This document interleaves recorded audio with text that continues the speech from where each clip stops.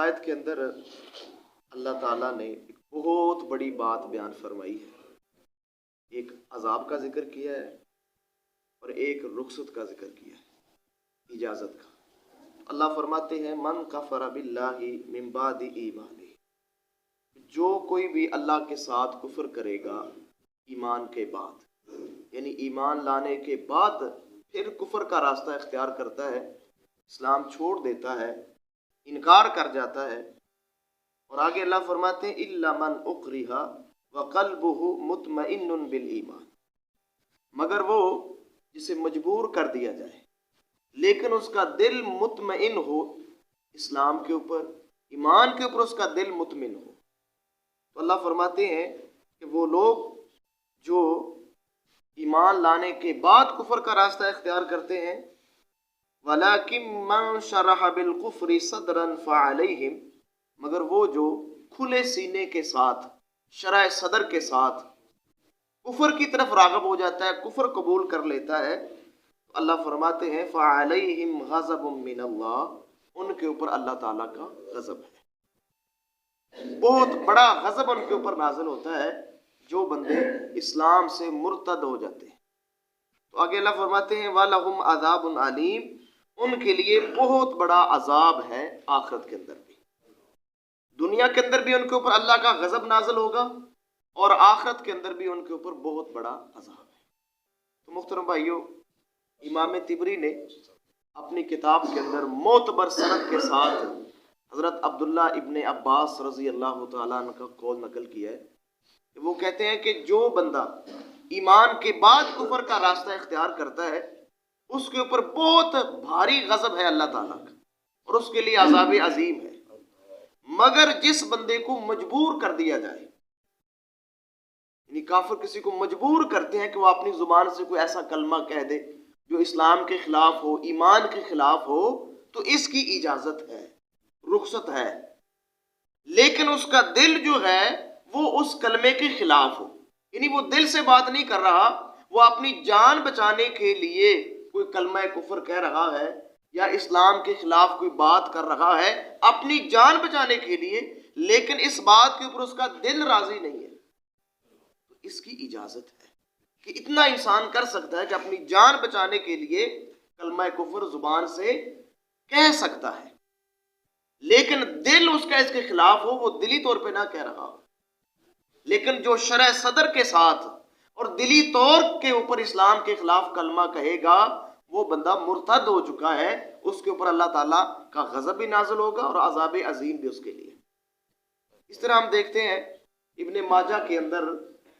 حدیث غالباً 150 ہے، حضرت عبداللہ بن مسعود رضی اللہ تعالیٰ عنہ فرماتے ہیں کہ جب شروع اسلام میں جب اللہ کے نبی نے اسلام کی دعوت دی تو 7 بندے مسلمان ہوئے، یعنی جو پہل مسلمان ہوئے، ان میں سب سے پہلے محمد الرسول اللہ صلی اللہ علیہ وسلم ہے، اسی طرح جناب ابو بکر صدیق ہیں، اسی طرح حضرت عمار، ان کی والدہ سمیہ، حضرت بلال اور حضرت صہیب رضی اللہ تعالی عنہم، یہ وہ 7 آدمی ہیں جنہوں نے سب سے پہلے اسلام قبول کیا ہے۔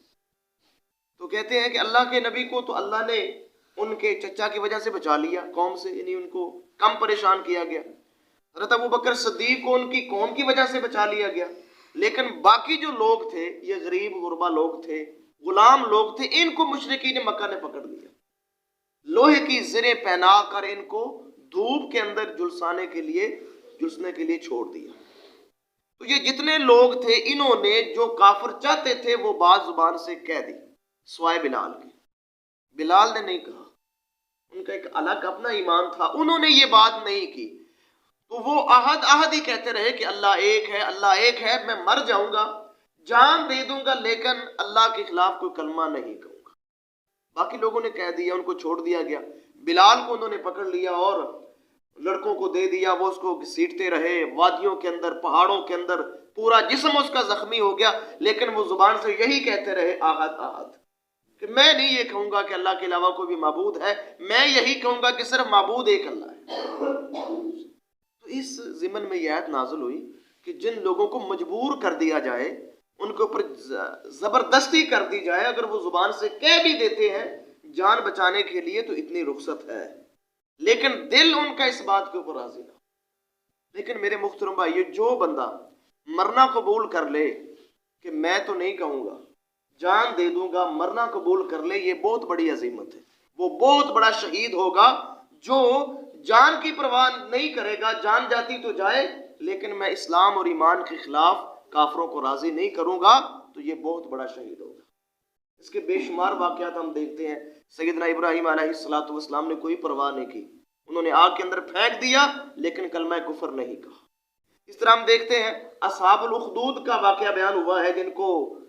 جلتی ہوئی آگ کے اندر ظالم بادشاہ نے پھینک دیا تھا، انہوں نے جان دینا تو گوارا کر لی لیکن ایمان کے خلاف، اسلام کے خلاف نہیں گئے، وہ بہت بڑے شہید ٹھہرے۔ اس طرح ہم دیکھتے ہیں سورہ یاسین کے اندر ایک آدمی کا ذکر ہوا ہے جس نے اپنے نبی کی تصدیق کی، لوگوں نے اس کو مار مار کے اس کو شہید کر دیا، تو اس نے جان کی پرواہ نہیں کی، کلمہ نہیں چھوڑا، جان کی پرواہ نہیں کی، جان جاتی تو جائے۔ وہ اسلام کا بہت بڑا شہید ٹھہرا ہے، اللہ نے اس کا ذکر قرآن کے اندر کیا۔ بے شمار واقعات موجود ہیں اصحاب کے اندر بھی اور تابعین کے اندر بھی کہ انہوں نے جان دینے کی کوئی پرواہ نہیں کی لیکن اسلام کی اور ایمان کی پرواہ کی۔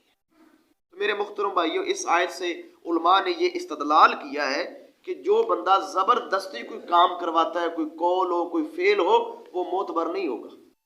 یعنی زبردستی نکاح بھی نہیں ہوگا، زبردستی طلاق بھی نہیں ہوگی، زبردستی جائیداد کسی کے نام لگوانا وہ بھی نہیں ہوگی۔ کوئی بھی کام جو زبردستی کروایا جائے گا، یعنی ظلم کے ساتھ کروایا جائے گا اور مجبور کر کے کروایا جائے گا، وہ کام اسلام کے اندر معتبر نہیں ہوگا۔ کوئی بھی کام ہے، کوئی جائیداد حال نام لگوانا ہے یا اقرار کرنا ہے یا انکار کرنا ہے، کوئی بھی چیز ہے وہ معتبر نہیں ہوگی جب تک انسان شرع صدر کے ساتھ، اپنے دل کے ساتھ کوئی کام نہیں کرے گا، اس وقت تک کوئی کام معتبر نہیں ہوگا۔ اس آیت میں اللہ تعالیٰ میں یہ کہہ رہے ہیں کہ جو بندے جان بوجھ کر ایمان کے بعد کفر کا راستہ اختیار کرتے ہیں، ان کے لیے عذاب عظیم ہے اور غضب ہے۔ اس طرح ہم صحیح بخاری کے اندر دیکھتے ہیں، آخری بات ہے، اللہ کے نبی کی حدیث ہے ابن عباس سے، حدیث نمبر 6922 ہے۔ اللہ کے نبی فرماتے ہیں من بدل دینہ فقتلوہ، کہ جو بندہ اپنا دین بدلے اس کی سزا یہ ہے کہ اس کو قتل کر دیا جائے۔ یعنی یہ مرتد کی سزا ہے، اگر وہ توبہ نہیں کرتا، اپنے کفر کے اوپر اور اپنے مرتد ہونے کے اوپر قائم ہے، تو اس کی سزا یہ ہے کہ اس کو قتل کر دیا جائے، خواہ وہ مرد ہو یا عورت ہو، اس کی سزا یہ ہے۔ یعنی اللہ اس کو برداشت ہی نہیں کرتے کہ جو ایمان کے بعد کفر کا راستہ اختیار کرے، اس کو جینے کا حق ہی نہیں ہے، اس کو قتل کر دیا جائے اور آخرت کے اندر اس کے لیے عذاب عظیم ہے۔ اللہ سے دعا ہے اللہ ہمیں عمل کی توفیق عطا